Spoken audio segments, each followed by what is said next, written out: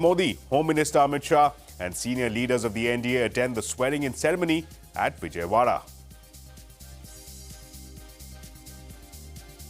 Mohan Marji takes oath as BJP's first Chief Minister in Odisha. KV Singhdeo and Pravati Parida sworn in as Deputy Chief Ministers. Former Chief Minister Naveen Patnaik also attended the swearing-in ceremony after Marji drove to his residence to invite him for the ceremony. India will surpass US as the country with more software developers in 3 years, says GitHub's global CEO Thomas Domke. Expects generative AI will evolve into what Jarvis was for Iron Man. That's an exclusive. Students using AI chatbots to cheat in exams, beware. Coursera has a new tool to help universities verify your answers and catch plagiarism. The global CEO of Coursera explains how this works a little later on this show.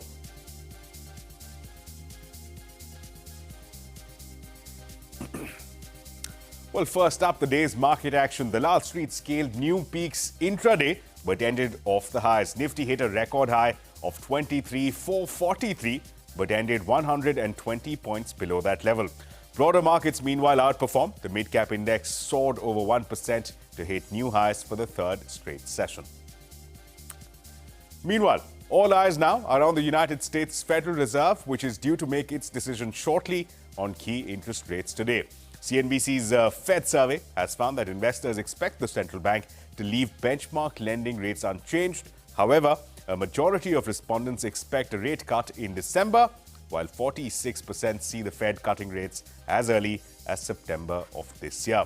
Meanwhile, inflation in the US eased to 3.3%, which is better than the expectations.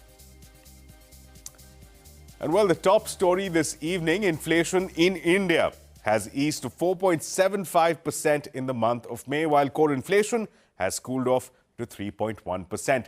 This even as food prices remain stubborn. Industrial output, meanwhile, in April continues to remain steady with a 5% growth rate. Lata Venkatesh is joining us now to help us crunch these numbers. Lata, take us through these numbers and give us a direction as to what they imply. That's right. This is a double delight for the Indian economy. The inflation number has come in a tad lower than expected at 4.75 versus 4.9 that our poll threw up. And the industrial output number for April has also come in at 5 compared to 4.7, which our poll threw up. So growth better than expected, inflation lower than expected. What more could we ask? Just a word more on the inflation number. The core inflation number has come in at 3.1, lower than the 3.2 for April. Actually, a year ago, the core inflation was at 5%. And that is not even the highest. Earlier in 2023, core inflation was even running at 6%. This is a steep decline, and at 3% or 3.1, we are a distance away from the Reserve Bank's, targeted, the MPC's goal of 4% for overall inflation. When core dips so much, and the Reserve Bank repeatedly says that it is core that they can target, they can't do much about food and fuel, then questions will be raised whether Reserve Bank will be propelled towards some kind of dovishness. Food inflation has come in at 8.7, but that's largely on expected lines. Chances are that food inflation will jump up a bit in the months to come. Although there is a base effect, there is usually the vegetable prices that go up in June. So food inflation will be watched. There is news that the MSP for sugar is being raised. It's possible that other MSPs will be raised because of the nature of the electoral verdict. So we have to keep our eye out on food inflation. Nevertheless, the overall inflation is definitely undershooting the Reserve Bank's forecast for April, May, June at 4.9. Chances are that it will come at probably 4.7 or thereabouts. On industrial output, there isn't much to say. At 5%, it's better than expected. Capital goods at 3.3 is a bit of a disappointment, but consumer durables at nearly 9% is good. Again, there is a base effect. So not much to speak about growth. It's a decent number, almost on expected lines, but inflation clearly a delight. But of course, all eyes are on what the global cues are. Right, Lata, thanks a lot for that. So a double delight there as far as inflation front is concerned. Now, speaking of inflation, Finance Minister Nirmala Sitharaman has assumed charge at the North Block today, while Pankaj Chaudhary has taken charge as her deputy. The Finance Minister told officials in a briefing that reforms undertaken since 2014 will continue. She also highlighted an optimistic economic outlook for the coming years and promised policy stability. In a tweet on X, Finance Ministry said that Sitharaman asserted that the government is committed to ensuring ease of living for citizens and will continue to take further steps in that direction. And sticking with ministers who retain their portfolios, senior BJP leader Nitin Gadkari took charge of the Road Transport and Highways Ministry. He has handled the portfolio since the Narendra Modi-led government came to power in 2014. This makes the 67-year-old Gadkari the longest-serving Road Transport and Highways Minister. And the first session of the 18th Lok Sabha will be held from June 24th to July 3rd. New Parliamentary Affairs Minister Kiren Rijiju said that oath-taking of newly elected members of the Parliament, election of the Speaker and an address by the President, Draupadi Murmu, will be the key highlights. In international news now, over 40 persons, including several Indians, have been killed after a fire broke out in a building housing workers in Kuwait City. Rescue operations are underway and more than a dozen have currently been hospitalized. The authorities have said that they contained the fire and are investigating the cause behind it. The fire reportedly began at a kitchen before spreading through the building. External Affairs Minister S. Jaishankar has expressed shock over the incident. The Indian ambassador has gone to the site of the incident and visited the injured at a hospital. More than 9 lakh Indians are currently working in Kuwait. In fact, Indians account for 30% of the overall workforce in Kuwait. The Indian Embassy in Kuwait has put the place an emergency helpline, a number for people to reach out, and has assured of all necessary assistance. Well, the Indian government has said that 2 Indians who were recruited by the Russian army were killed during the ongoing conflict with Ukraine. Earlier in February and March, 2 Indians were killed when they were forced to fight in this conflict with the Russian army. They hailed from Surat and Hyderabad. India has called for the early release of all Indian nationals who are with the Russian army. The External Affairs Ministry has also urged Russian authorities to stop recruiting Indian nationals in the Russian army. हमने Russian officials को ये स्पष्ट रूप से कहा है कि भारतीयों की जो भी भारतीय युद्ध क्षेत्र में किस प्रकार से आए हैं, कैसे आए हैं, वो अलग बात है, उनकी वापसी की जाए.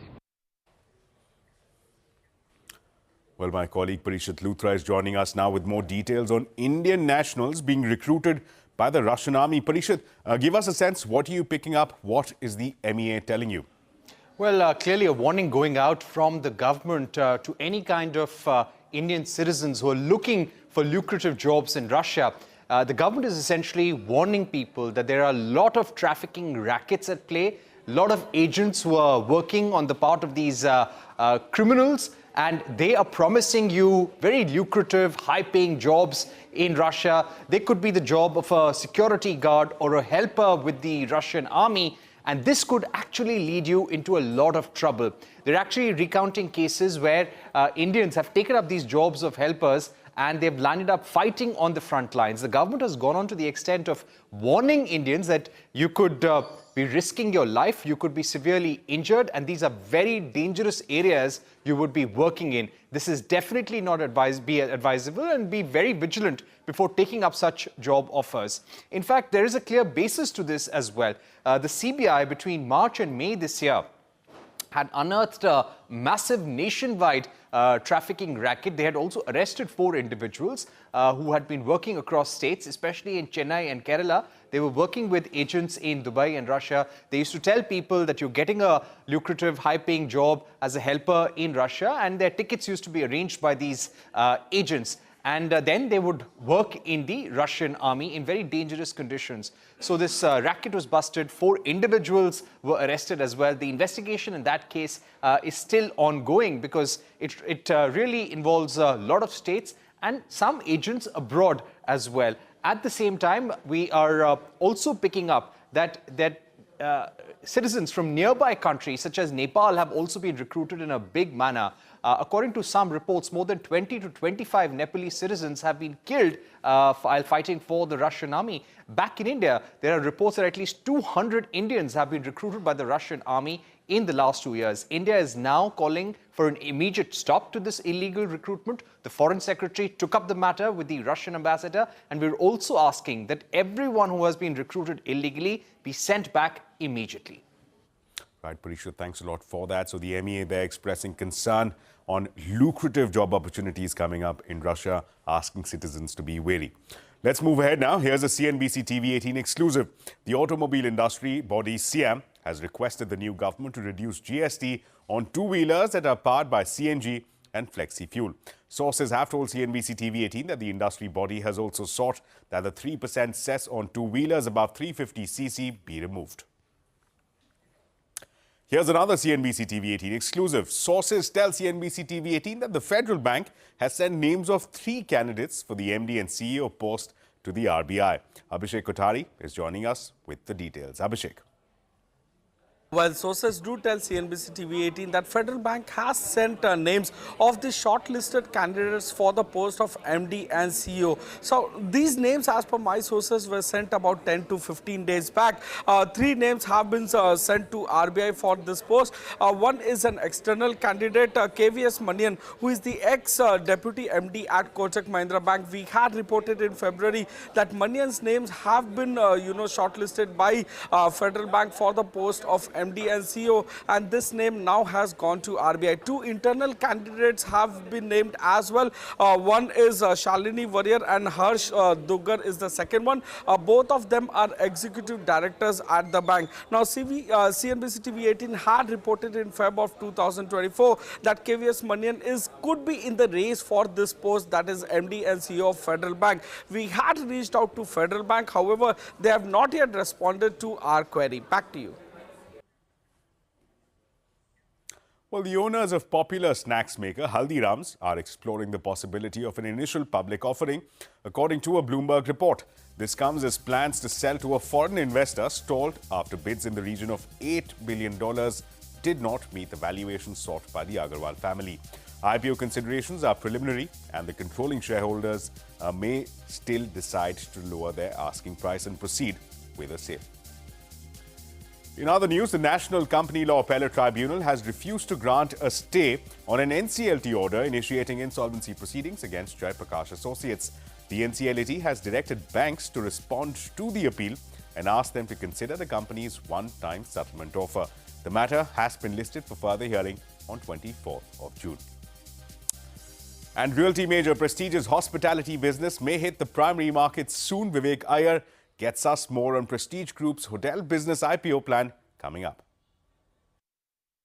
Well, South India-based Prestige Estates is in focus, largely along expected lines, something that the company had guided to at the end of Q4, where the company is looking to do a significant value unlocking exercise, where the company plans to demerge its hospitality business and go ahead and launch an IPO for the same. We understand from our sources that the company is now on track to go ahead and launch an IPO for the hospitality business. We understand that the company has already gone ahead and appointed bankers. The bankers appointed a JM Financial, JP Morgan, as well as CLSA. We understand that the company is looking at a valuation in the range of 17,000 to 20,000 crore for the hospitality business, and the company will look to raise close to 2,000 to 3,000 crore via this particular IPO process. The company is in talks with the investment banks in order to go ahead and gauge the interest for this particular IPO. This will be a significant development given the fact that the company has a lot of capex lined up as far as the hospitality space is concerned, and the company in the con call had said that it would most likely, number one, do the demerger of the hospitality business, number two, go ahead and raise funds via the IPO route in order to fund the large capex plans that the company has lined up. We reached out to the management of Prestige Estates. They still haven't responded to our queries. Now, the company said a huge pipeline of new assets under planning or under construction or under approval, which is why they need the funds. They're going in with an IPO. At this point of time, it will be interesting to see when the IPO hits the bourses, and number two, what kind of valuations is Prestige able to garner from this particular IPO itself. Right, Vivek, thanks a lot for that. On to politics now. TDP Supremo Chandrababu Naidu is back at the helm of Andhra Pradesh politics after 5 years. He took oath as the Chief Minister of the state for the 4th time. Days after the TDP Janasena BJP alliance registered a thumping win in the assembly elections. The Telugu Desam party alone secured 135 of the 175 seats in the state. Naidu, along with 24 cabinet ministers, took oath at Vijayawada today. Jansena chief and Telugu film superstar Pawan Kalyan took oath as the deputy chief minister. The Jansena party won 21 seats in the assembly elections. Prime Minister Narendra Modi, Home Minister Amit Shah, Health Minister JP Nadda and former Vice President Venkaiah Naidu attended the oath-taking ceremony. Senior leaders from BJP's ally parties and the NDA were also in attendance. Not just that, top actors like Rajnikant, Chiranjeevi, Ram Charan, Allu Arjun and Nandamuri Balakrishnan attended the ceremony as well. Now let's shift focus to Odisha. 52-year-old BJP MLA Mohan Majhi today took oath as Chief Minister. This comes days after the BJP secured an absolute majority in the Odisha State Assembly elections and ended Naveen Patnaik's 24-year rule. A tribal leader who started his political career as a village sarpanch, Majhi was first elected to the State Assembly in the year 2000. He has also served as a chief whip of the BJP Legislative Party in the past. Odisha will also have two deputy chief ministers.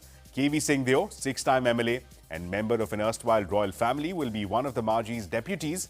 Pravati Parida, a first-time MLA, has also been chosen as deputy CM. Former Chief Minister Naveen Patnaik also attended the swearing-in ceremony after Majhi drove to his residence to invite him for the event.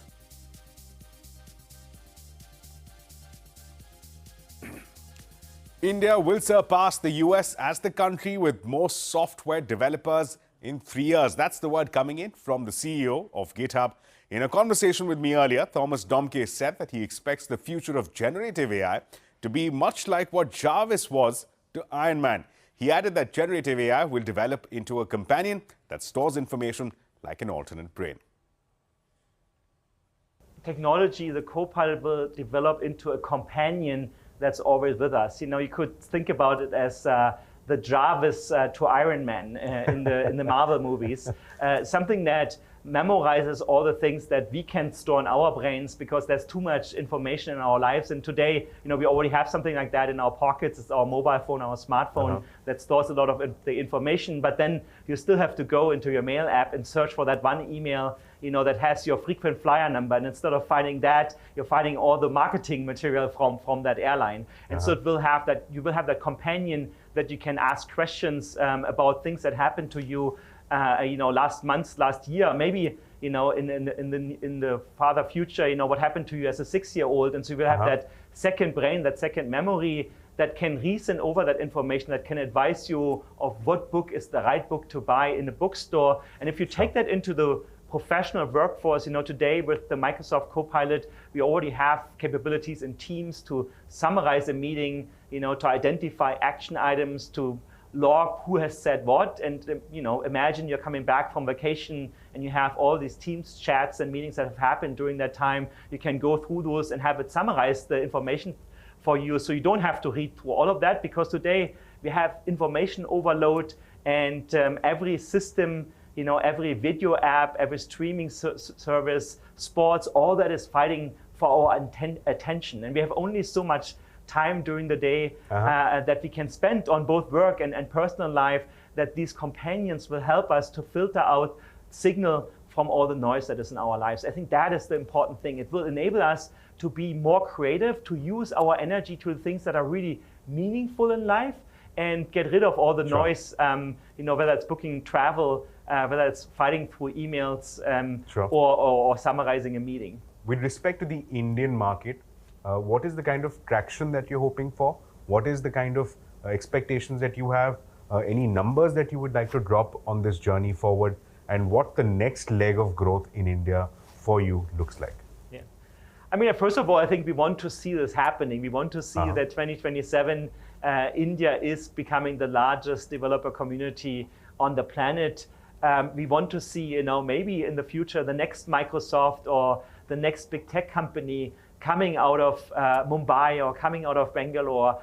Maybe they're coming out of Rio de Janeiro or out of Paris as well, right? I think we want to see that the democratization of software development is actually happening, that the human language empowers everyone who wants to build software to be able to do that. And specifically here in India, you know, we want to see, you know, more We want to see more students learning coding. We want to see more startups, building cool technology. We want to see that Indian large language model from happening, and of course, we want to see more engagement with the GitHub community.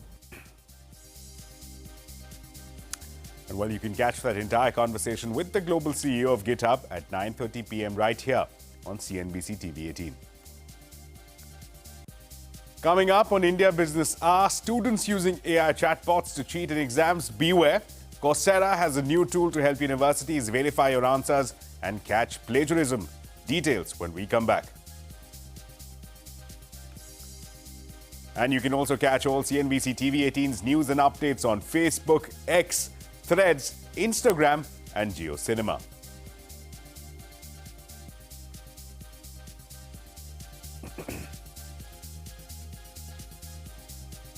Well, here's a quick look at the national headlines. Jammu and Kashmir has witnessed 3 terror attacks in 3 days. 2 militants and 1 paramilitary personnel were killed after a late-night encounter in Jammu and Kashmir's Katwa region. The second encounter occurred in Doda, where 5 soldiers and a special police officer were injured in an attack on an army post. These instances come 2 days after a bus crashed into a gorge, killing 9 people after it was attacked by militants. And the Supreme Court came down heavily on the Delhi government for not taking action against the tanker mafia in the city amidst an acute water shortage. The court warned that if the government does not take action, it will ask the Delhi police to look into the matter. The Supreme Court also directed the Delhi government to file an affidavit stating the measures taken to control water wastage in the city. The case will likely be heard tomorrow. And Congress leader Rahul Gandhi made his first visit to Kerala's Wayanad after the Lok Sabha election results. While addressing a public rally, he said that he's unable to decide whether to represent Wayanad or Raebareli as an MP. He said both Wayanad and Raebareli voters will be happy with his decision. As per the constitution, an elected MP cannot represent 2 constituencies in the parliament and must vacate either of the 2 seats. In some international news now, Israel military has said that it is carrying out intelligence-based targeted operations in central Gaza and Rafah. The military has claimed that a large rocket barrage was fired from Lebanon into Israel. This comes even as an inquiry by United Nations-backed commission found that both Israel and Hamas are guilty of committing war crimes on and after the 7th of October. Meanwhile, USA has announced an additional humanitarian aid worth $400 million for Gaza. The European Union has said that it will impose higher tariffs on Chinese electric vehicles. In a statement, the EU said it is imposing a 38% tariff on battery electric vehicle manufacturers who have benefited from unfair subsidies. This move is part of the European Union's ongoing investigation into China's trade practices. Companies that cooperated with EU's probe will face an average duty of 21%. Online learning platform Coursera has a new tool to help universities verify answers by students in examinations and catch AI plagiarism. Rachna Dhanrajani caught up with the company's CEO on where he explained how this plagiarism detection tool works. Take a look. And what we're launching now is a whole set of features and capabilities to prevent cheating. And I'll go through some of them. So some of them are really simple. It's things like ID verification, where you put your ID up, the camera and the GPT matches your face, it reads your name, it knows what student is supposed to be taking the test, and it verifies that it's really that student. So that's a simple one. That's not so unique.